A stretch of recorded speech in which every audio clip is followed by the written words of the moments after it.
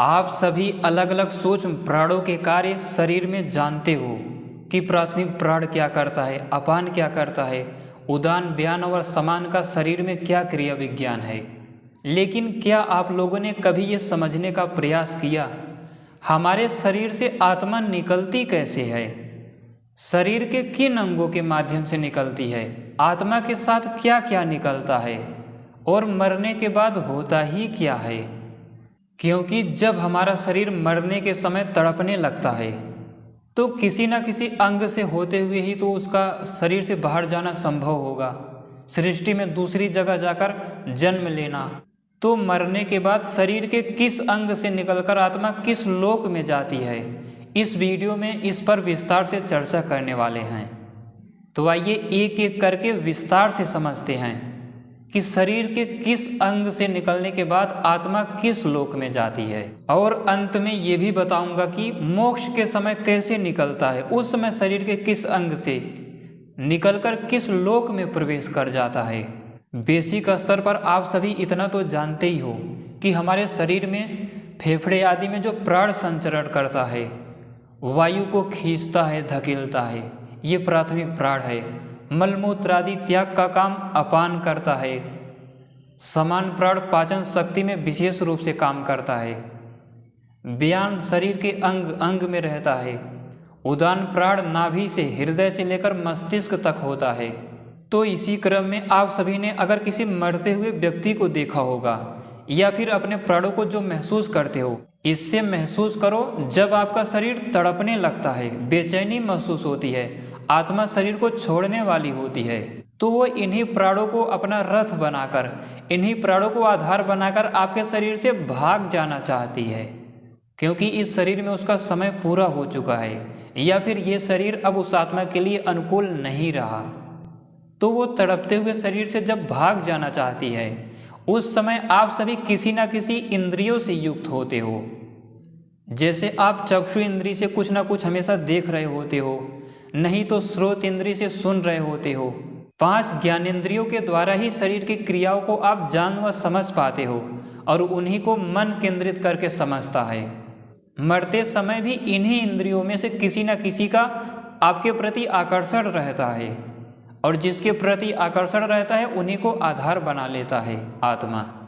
तो शरीर के सबसे पहले अंग की बात करें तो आप सभी ने देखा होगा, कोई मर रहा होता है तो एक झटके में तड़पते हुए उसकी आंखों से आत्मा निकल जाती है। मरने के बाद आंख खुला रह जाता है। तो अगर इस स्थिति में मृत्यु होती है, तड़पते हुए शरीर से आंखों के माध्यम से आत्मा प्राणों को ले देकर निकल जाता है, प्राणों को आधार बनाकर, तो वो अग्नि लोक में, सूर्य लोक बोल सकते हो, उसमें प्रवेश कर जाता है। उस लोक की प्राप्ति हो जाती है उसे, और एक व्यवस्थित प्रक्रिया के अनुसार उस अग्नि लोक में सूक्ष्म फोटॉन आदि कण जो बताया था, उस सूक्ष्मता पर उस लोक में प्राणों के माध्यम से वो विचरता रहता है कुछ दिन, उसके बाद दूसरे शरीर में चला जाता है कर्मों के हिसाब से। तो अगर आंखों के माध्यम से तड़पते हुए एक झटके में प्राणों को लेकर बाहर निकल जाए तो आपको समझना है कि उसे अग्नि लोक की प्राप्ति हो गई। इसी को सूर्य लोक भी बोल देते हैं, क्योंकि सूर्य की किरणें ही तो अग्नि हैं। इतना आप सभी ध्यान रखना, मरते समय किसी न किसी वृत्ति से युक्त होगा ही। शरीर के किसी न किसी अंग को आधार बनाकर ही वो भागने का प्रयास करता है। जितना इस वीडियो में बता रहा हूँ, इससे बाहर स्थितियाँ नहीं हो सकती, क्योंकि इसमें शरीर के सारे अंगों को मैंने कवर किया है। इसी तरह चक्षु इंद्रिय के बाद, चक्षु इंद्रिय यानी मन से जुड़ा हुआ जो दोनों आँखों से नलिका मन तक जाती है, तो वो चक्षु इंद्रिय हो गया, मन से जुड़ा हुआ, और आँखों से उसका सीधा संबंध है तो आँखें भी चक्षु इंद्रिय हो गई। इसी तरह जो नाक है या फिर घ्राण इंद्रिय मन से जुड़ा हुआ है, लेकिन नाक को आधार बनाता है, जिसके माध्यम से आप वायु को ग्रहण करते हो। तो घ्राण इंद्रिय के माध्यम से जब तड़पते हुए आत्मा नाकों के माध्यम से निकल जाता है। कितने लोगों को आप देखते हो मरते समय ऐसे आंख बंद कर लेते हैं, आंख मरने के बाद भी नहीं खुलती, लेकिन उनकी आत्मा नाकों के माध्यम से भाग जाती है प्राणों को आधार बनाकर। इसका मतलब वो वायु तत्व, जिसे सामान्य भाषा में वैक्यूम एनर्जी बोल दिया जाता है, वहाँ से लेकर बहने वाली हवा तक इस लोक में प्रवेश कर जाता है आत्मा, और कुछ दिनों रहने के बाद दूसरी जगह कर्मों के हिसाब से जन्म मिल जाता है। तो जब भी घ्राण इंद्रिय के माध्यम से, घ्राण इंद्रिय गंधों को वहन करती है वायु तत्व, उससे इसका सीधा संबंध होता है। तो आपकी आत्मा प्राणों को आधार बनाकर इस वायु लोक में, वायु तत्व के लोक में प्रवेश कर जाता है। दर्शकों, इसी तरह मरने के बाद जब आप सभी देखते हो आंख भी बंद रहता है, तड़पड़ाता रहता है वो शरीर, नाक से भी नहीं निकल पाता, तो देखते होगे एकाएक मुख खुल जाता है।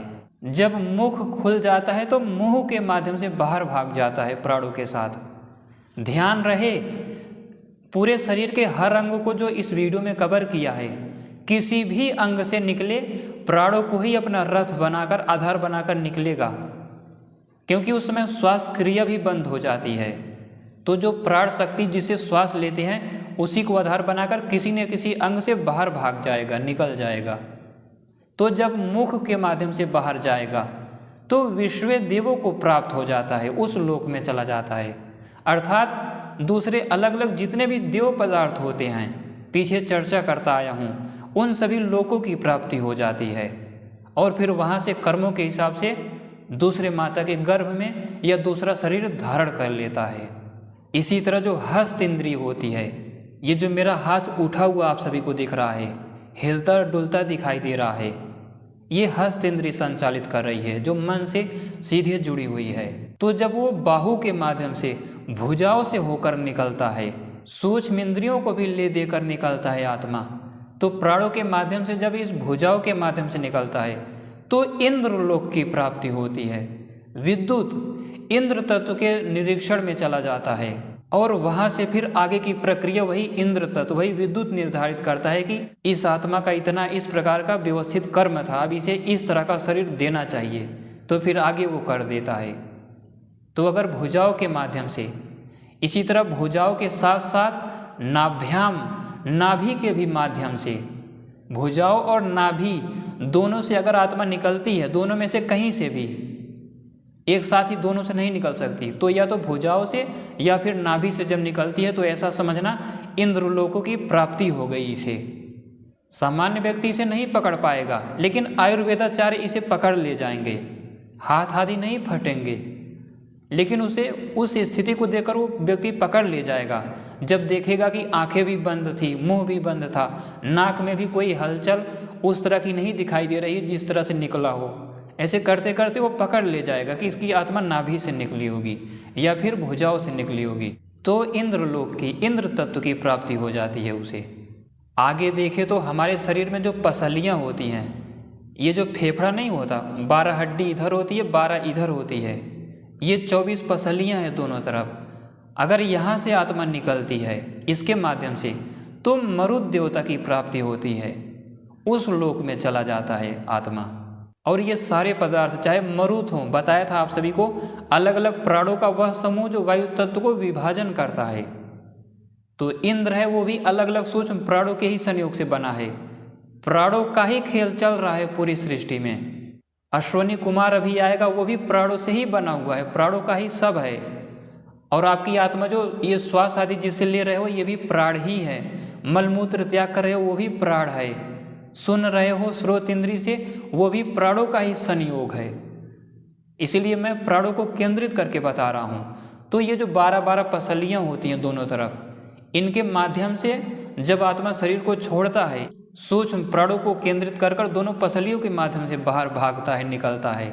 सूक्ष्म इंद्रियों के साथ मन आदि सब रहते हैं, सूक्ष्म शरीर बोल सकते हैं। तो फिर मरुत देवता के लोक की प्राप्ति हो जाती है। वो डिसीजन करते हैं कि अब आत्मा का क्या होगा, कैसे होगा। इसी तरह इन्हीं पसलियों के बीच में आपका वक्षस्थल है। तो ये जो वक्षस्थल है, सीना बोलते हैं सामान्य भाषा में, अगर यहाँ से आत्मा निकलकर बाहर जाती है तो रुद्र देवता की प्राप्ति होती है। रुद्र भी सूक्ष्म प्राणों को ही कहते हैं, लेकिन उस प्राण को कहते हैं जो संहार करता है, जो अत्यंत दुर्धर्ष होता है। तो उस लोक की प्राप्ति होती है। और ये आपके शरीर, ये जो प्राण होते हैं ना आपके शरीर में, ये आत्मा के साथ लगे नहीं रहते। आत्मा सूक्ष्म शरीर के साथ, अर्थात आत्मा मन बुद्धि चित्त अहंकार और 5 ज्ञानेंद्रियाँ, 5 कर्मेंद्रियाँ, इतने तत्वों को लेकर प्राणों को रथ बनाकर, प्राणों को अपना साधन बनाकर निकल जाता है। ये प्राण वहाँ तक उस लोक में पहुँचा देते हैं। और ये लोक कहीं अलग अलग दूर नहीं है। जैसे इंद्र है, बादल जब वर्षा करते हैं ना तो वृत्रादि से वहीं पर लड़ता है, वहीं इंद्र लोक है, वहीं असुर लोक है, वहीं से निकलकर एक दूसरे से भिड़ते हैं असुरों से। तो ये जो मरुत आदि हैं आपके सामने हैं, ना तो मैं देख पा रहा हूँ ना तो आप सभी देख पा रहे हो। तो यही मरुत लोक है, यही जहाँ मेरा हाथ है, यही इंद्र लोक है, यही असुर लोक है, यही अश्विनी कुमारों का लोक है। देवताओं को इन आँखों से नहीं देखा जा सकता, सूक्ष्म प्राणों को इन आँखों से नहीं देखा जा सकता, केवल अनुमान करके। इसीलिए तो मैंने कहा या तो महसूस करो कि ये जो श्वास आदि ले रहे हैं, आत्मा जब निकलेगी तो क्या होगा, या फिर किसी की मृत्यु हुई आपने देखी हो तो वहाँ पर महसूस करने का प्रयास करो। इसे मन के द्वारा खोजा जाएगा। इसीलिए तो कहता हूँ ध्यान का वास्तविक स्वरूप यही है, मनन चिंतन करना गहराई से। तो वक्षस्थल से जब आत्मा निकलेगी यहाँ से तो रुद्र लोक की प्राप्ति होगी। आत्मा, ये जो आपके अलग अलग प्राण हैं जो आपको दिए गए हैं, ये जाके उन रुद्र आदि जो वो बताया संहार करने वाले प्राण हैं, या मरुत बताया आप सभी को वायु तत्व को विभाजन करने वाले प्राण हैं, ये आपके शरीर के प्राण उन प्राणों से संयोग करा देते हैं। क्योंकि प्राण सहस्रों प्रकार के होते हैं। बताया कि भुजाओं से या नाभि से निकलेगी तो इंद्रलोक की प्राप्ति होती है। उन जो अलग अलग प्राण मिलकर विद्युत बनाते हैं, उन प्राणों से आपका प्राण जाकर मिलान कराकर आत्मा को वहाँ पहुँचा देगा। फिर उन तत्वों का काम है आगे क्या करना है। तो जब भी वक्ष स्थल से आपकी आत्मा निकले तो समझना चाहिए रुद्र लोक की प्राप्ति हुई है। इसी तरह आप सभी को ये भी बता दूं कि हमारे पैरों से भी आत्मा निकलती है।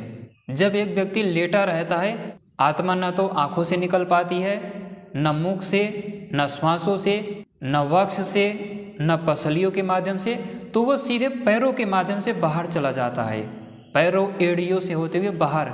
तो वो विष्णु लोक को प्राप्त होता है। विष्णु एक तो महत तत्व और सर्वव्यापक ईश्वर को विष्णु कहते हैं, लेकिन स्थूल रूप से देखें तो ऋक यजु साम या गायत्री त्रिष्टुप और जगती के ये जो यज्ञोमयी छंद हैं सूर्य आदि के अंदर आपके सामने भी है वो चीज़, तो इसे विष्णु लोक कहते हैं। यहाँ पर आपके सामने भी वो लोक है छंदों के स्तर पर, तो उस लोक को प्राप्त हो जाता है जब पैरों के माध्यम से निकल जाता है। विष्णु लोक इसी को कहते हैं, तो उसे प्राप्ति हो जाती है।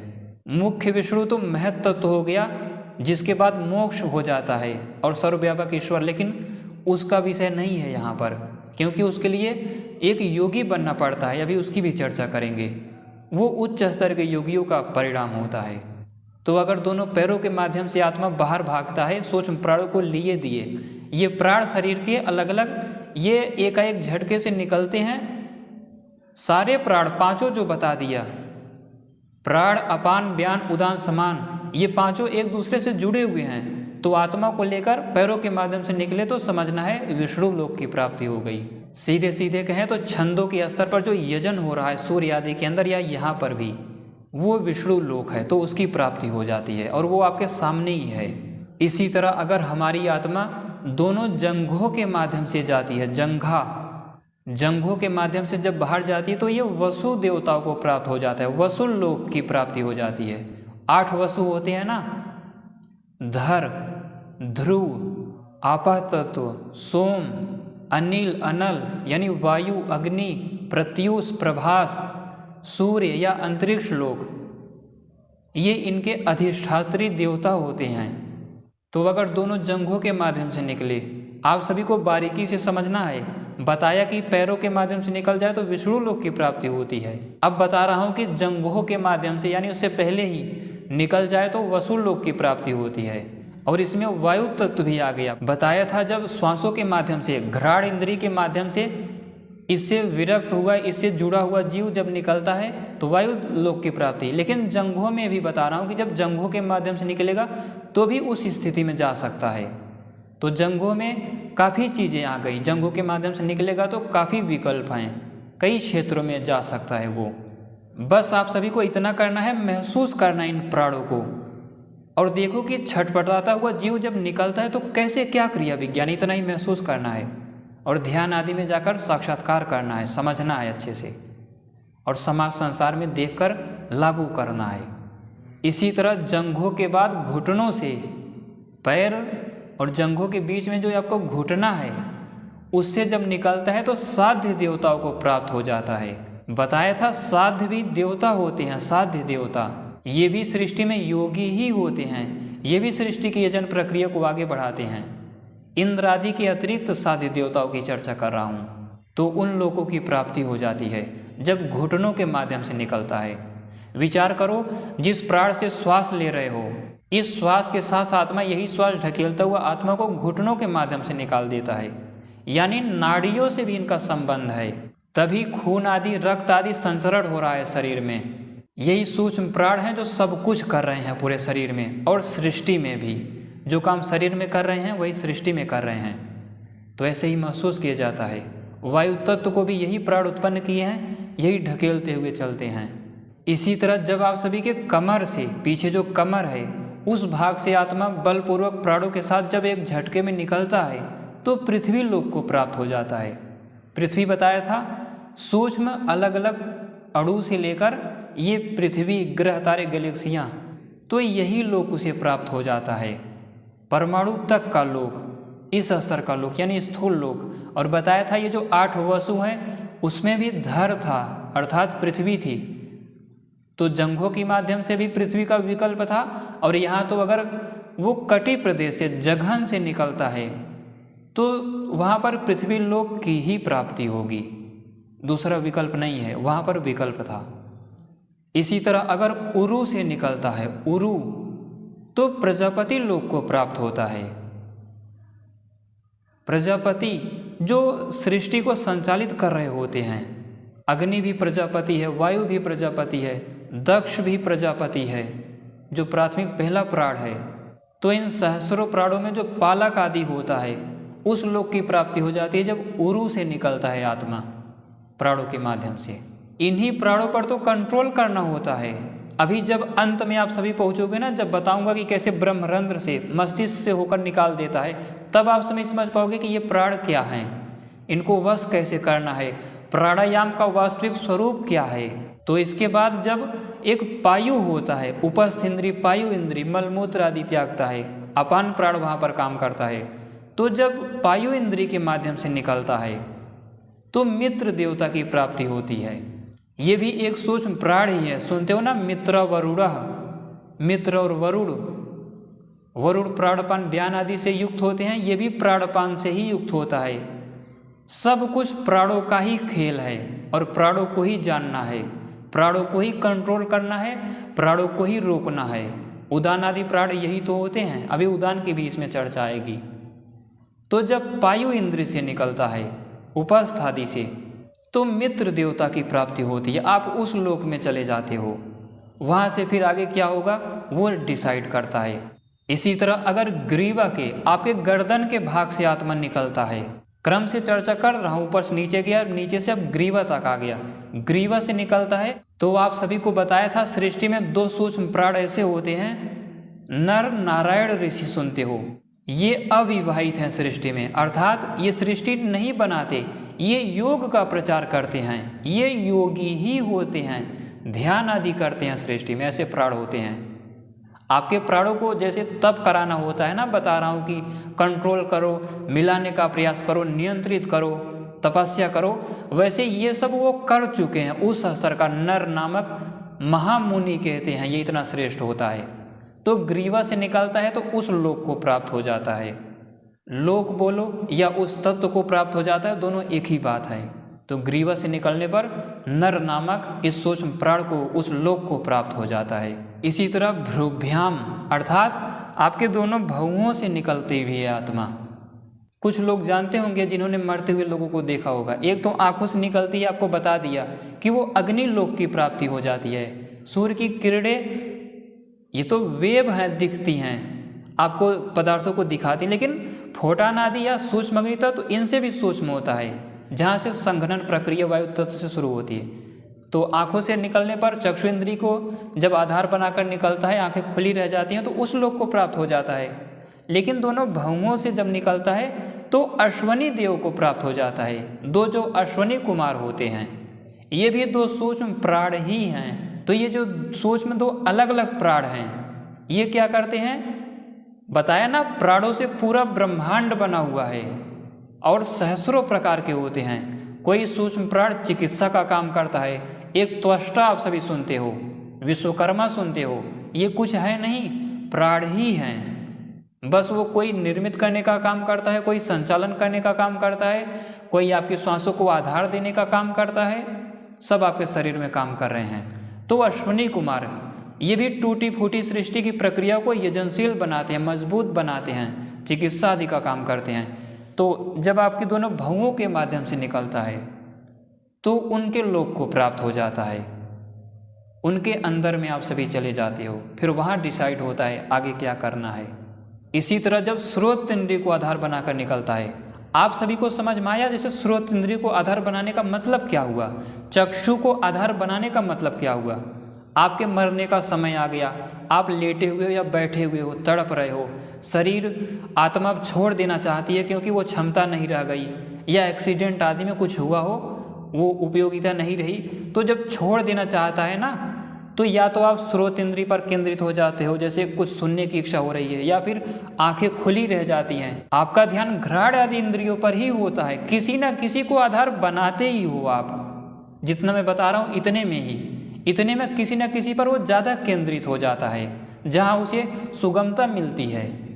इसीलिए जिनकी आंखों से निकलता है चक्षु आदि इंद्रियों को आधार बनाकर, वो देखने का प्रयत्न कर रहे थे क्या हुआ क्या नहीं, कोई सुनने का प्रयत्न कर रहा होता है, आंखें काम नहीं करती उस समय, कोई सूंघ के वायु तत्व आदि के माध्यम से प्रयास कर रहा होता है, और किसी के गुदा आदि के द्वारों से भी निकल जाता है, जिसकी चर्चा की अभी। वक्षस्थल आदि पर किसी का केंद्रित होता है ध्यान, जहाँ ध्यान केंद्रित होता है वहीं से आत्मा एक झटके में प्राणों को रथ बनाकर आधार बनाकर बाहर भाग जाती है, उसी लोकों को प्राप्त हो जाती है और शरीर की सारी क्रियाएं बंद हो जाती हैं।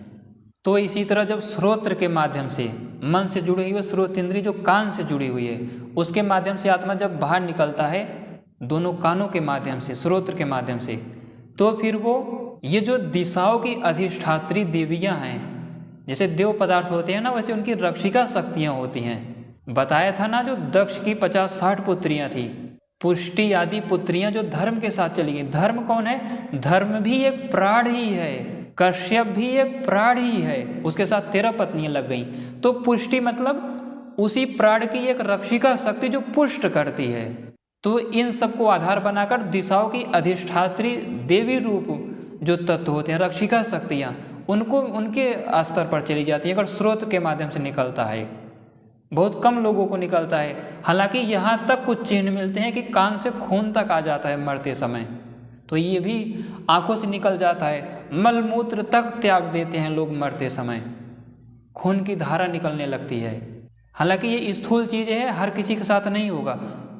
कानों के माध्यम से जरूरी नहीं कि खून ही निकले, नहीं भी निकलता तो भी कानों के माध्यम से वो निकल सकता है। हो सकता है सामान्य व्यक्ति पता ना लगा पाए, लेकिन प्राणों को, जो मेरी पिछली प्राणों की वीडियो देखे होंगे, वो इसकी जानकारी रखते होंगे। और आप सभी को अब समझ में आ रहा होगा प्राण है क्या। जो कह रहे थे कि पीछे की वीडियो बड़ी कठिन लग रही है, अब सरल, इससे सरल नहीं किया जा सकता। इन प्राणों को शरीर में महसूस करो, और अभी जब आगे 2 और बता दूंगा तब देखना आपको समझ में आएगा कि ये है प्राणों का वास्तविक वैज्ञानिक स्वरूप। इसी तरह जब आप सभी के ललाट से यहाँ से निकलता है आत्मा, सिर के माध्यम से निकल जाता है, तो पितरों को प्राप्त हो जाता है। पितर भी सूक्ष्म कण आदि के स्तर पर ये भी प्राणों के विशेष यजन से बने हुए हैं।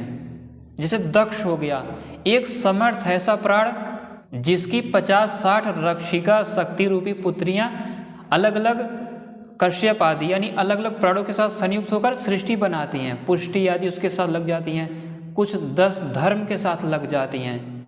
तो इसी प्रकार सूक्ष्म प्राणों से ही पितर उत्पन्न होते हैं सृष्टि में। एक तो आपके हमारे पितर हो गए जो अलग हैं, लेकिन सृष्टि के पदार्थों में भी पितर होते हैं, उनको प्राप्त हो जाता है अगर मस्तिष्क के माध्यम से निकलता है, क्षमा कीजिएगा ललाट के माध्यम से निकलता है। ये तो रहा अभी तक की बातें।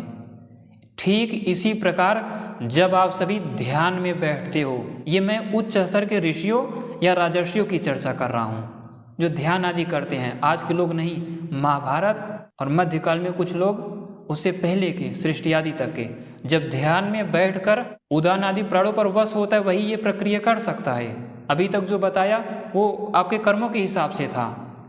जिस स्थिति में रहोगे वो शरीर छोड़कर आत्मा निकल जाएगा प्राणों को आधार बनाकर। लेकिन जो उदान प्राण होता है ये आपके मस्तिष्क तक होता है, यहाँ से लेकर है तो पूरे शरीर, पूरा सब कुछ उसी से बना हुआ है, आपके शरीर का अंग अंग, लेकिन वो ईश्वर के नियंत्रण में है, सृष्टि के देव पदार्थों के नियंत्रण में है। लेकिन ये जो आपके नियंत्रण में है वो आपके गले आदि से या हृदय से लेकर नाभि से लेकर मस्तिष्क तक जो ऊर्ध्व गति का प्रयास करता है और प्राथमिक प्राण से संयुक्त रहता है दोनों। तो उदान आदि के माध्यम से योगी उन पांचों प्राणों से उदान को संयुक्त करके ऐसे आत्मा को इंद्रियों और मन आदि से होते हुए बाहर निकाल देता है, यहाँ से उच्च स्तर का योगी। तब जाकर उस आत्मा को ब्रह्मलोक की प्राप्ति होती है। ब्रह्मलोक अभी भी मोक्ष नहीं हुआ है, वहाँ से भी वो दूसरे शरीर में जा सकता है, अभी भी मोक्ष नहीं हुआ। क्योंकि ब्रह्मलोक में भी भू भुवा स्वः महाजना तपा सत्यम 7 और लोक होते हैं, 7 विभाग होते हैं। 3 तो अंदर ही हो गए, बाकी 4 ब्रह्मलोक कहे जाते हैं, महाजना तपा सत्यम। तो उस लोक की प्राप्ति हो जाती है फिर उदान आदि प्राणों से संयुक्त करके जब निकाल देता है। जो बताया था कि यही उदान प्राण है जिस पर कंट्रोल करके पंछियाँ उड़ती हैं, प्राणपान के द्वारा, पंखों के द्वारा हवा को इधर उधर करके उदान प्राण के द्वारा वो उड़ती हैं। तो यही है वो उदान प्राण। योगी का इस पर वश होता है। अगर वश होता है तो उदान प्राण के माध्यम से मस्तिष्क से होते हुए, दो मस्तिष्क होते हैं ना, आप सभी जानते हो, दोनों एक दूसरे से जहाँ जुड़े होते हैं वहाँ एक ब्रह्मरंध्र होता है, वही मन बुद्धि अहंकार होता है जिसे चित्त भी कहते हैं, चेतन स्वरूप काम करने से। और उसी से घिरा हुआ आत्मा भी वही होता है, आत्मा भी यही है आपका, मन बुद्धि और बुद्धि से सीधे जुड़ा हुआ है आत्मा। तो वो प्राणों के साथ संयुक्त तो है ही, क्योंकि शरीर प्राणों के माध्यम से ही काम कर रहा है। विचार करो, अगर इसी समय मेरी मृत्यु हो जाए, ना तो मेरे हाथ पैर डूलेंगे, ना तो फेफड़े फूलेंगे पचकेंगे, ना तो शरीर में रक्त भी चलेगा, रक्त भी चलना बंद हो जाता है। सोचो, अर्थात ये सारे प्राण काम कर रहे हैं। लेकिन आपका शरीर जब सड़ने लगता है, जो मृत शरीर होता है, वहाँ भी प्राण काम कर रहे हैं, वो सड़ाने गलाने का काम कर रहे हैं। कोई प्राण जलाने का काम कर रहा है जब आप चीता पर रखे जाते हो। तो इस पूरे सृष्टि को अलग अलग प्राणों के माध्यम से समझा जा सकता है। ये जिसे शिव कहते हो, रुद्र, ये भी मैंने बता दिया। जब वक्षस्थल से आत्मा निकलती है तो ये भी प्राणों का ही है जो संहार करता है, यही संहार है जब सड़ने लगता है। सुनते हो ना, शिव जी शमशान में ही रहते हैं, शमशान में रहने का यही इतना ही मतलब है। और शिव जी कोई मूर्ति रूप में नहीं है, अच्छी बात है जो लोग पूजते हो, लेकिन यही अलग प्राणों का ही रूप है। 10-11 प्रकार का मान लो या एक ही प्रकार का मान लो, जो सड़ाने गलाने का काम करता है। शमशान में रहने का यही मतलब है। वैसे उम्मीद करता हूँ अच्छे से समझ में आ गया होगा, लेकिन अगर अभी भी नहीं समझ में आया तो थोड़ा और सरल करके बताता हूँ। 3 चीज़ें होती हैं, इसको आप सभी पकड़ लीजिए। एक आध्यात्म, दूसरा आधि भौतिक, तीसरा आधि दैव। तो जैसे बताया चक्षु इंद्री, दोनों आँखों के माध्यम से जो नर्व से जाकर मस्तिष्क से जुड़ी हुई है, वहाँ पर चक्षु इंद्री कार्य कर रहा है। इसे भी स्थूल रूप से आँख बोल दो, चक्षु बोल दो, कोई दिक्कत नहीं है। तो ये जो चक्षु इंद्री है ये आध्यात्म है। जितने शरीर के अलग अलग पार्ट बताए कि कहाँ से निकलने पर किस लोक को जाता है, सब पर ये चीज़ लागू होगा, मैं एक ही पर बता रहा हूँ। तो ये जो चक्षु इंद्री है, जिसके माध्यम से देख रहा हो, जिसके माध्यम से देख रहे हो, ये आध्यात्म हो गया। और जिस चीज़ को देख रहे हो, रूप, तेज, ये सब ये आधि भौतिक हैं, ये भौतिक जगत स्थूल वाला, तो ये आधि भौतिक हो गया। लेकिन जो आधार रूप में जो मेन कारण है वो आधि दैव है, और वो है अग्नि। चक्षु इंद्री अग्नि के माध्यम से तेज को देख रहा है, प्रकाश को, इन सब दृश्य को देख रहा है। तो तीनों एक दूसरे के आधार आधेय हैं। तो चक्षु इंद्री आध्यात्म हो गया, और देख क्या रहा है, रूप, तेज आदि, वो आधि भौतिक हो गया। और जिसके माध्यम से देख रहा है अग्नि, सूर्य भी बताया था, यानी सूर्य की किरणें ही तो अग्नि हैं। तो अग्नि या सूर्य की किरणें ये आधि दैव हो गए, देवता हो गई। इसी तरह आप सभी सब पर लागू कर दो। आपका जो मन है मस्तिष्क से जो बताया कि ब्रह्मरंध्र से आपने बाहर निकाल दिया, वहाँ पर भी तीनों लागू कर दो। इसी तरह घ्राण इंद्री से बताया था, तो आपकी जो घ्राण इंद्री हो गई वो आध्यात्म हो गया, और गंध को वहन करने वाला जो वायु तत्व है वो आधिदैव हो गया, और जो विषय है गंध वो आधिभौतिक हो गया। तो ऐसे सब पर लागू करके समझ सकते हो। वास्तविकता ये है, मैंने सोचा था कि 2 घंटे बोलूँगा इस पर, कम से कम 2 घंटे, तब जाकर आप सभी को मैं पूरी तरह इसका विज्ञान समझा सकता था कि यही ये लोग, जैसे इंद्र है ना, बादलों आदि को जब प्रताड़ित करता है तो इंद्रलोक यही है, बादलों के ही बीच, वहीं से निकलकर फिर उसी में चला जाता है, वो शांत रहता है। जब जब आपत्ति देखता है, सृष्टि बनने की प्रक्रिया में या चलने की प्रक्रिया में कोई समस्या होती है, तो इंद्रलोक से ही, उसी एक सूक्ष्म स्तर से ही निकलकर फिर मारपीट करता है, युद्ध करता है। विचार करो, अभी आपका शरीर चल रहा है, लेकिन अभी आत्मा और प्राण निकल जाए ना तो शरीर सड़ने लगता है, अर्थात यही दूसरे देवता दूसरे काम करने लगते हैं जो रुद्र आदि होते हैं। सोचा था 2 से ज़्यादा घंटे में बताऊंगा, लेकिन आप लोग वीडियो देखते ही नहीं, और कुछ लोग सुझाव दे रहे हैं छोटी छोटी वीडियो बनाओ, देखने का समय नहीं होता। तो मैंने भी सोचा, अब तक अपने अनुसार चल रहा था, अब आप लोगों के अनुसार एक बार चल कर देखता हूँ, तो मुझे लगता है जानकारी अच्छी लगी होगी। अभी तक पूरा सुनने के लिए धन्यवाद।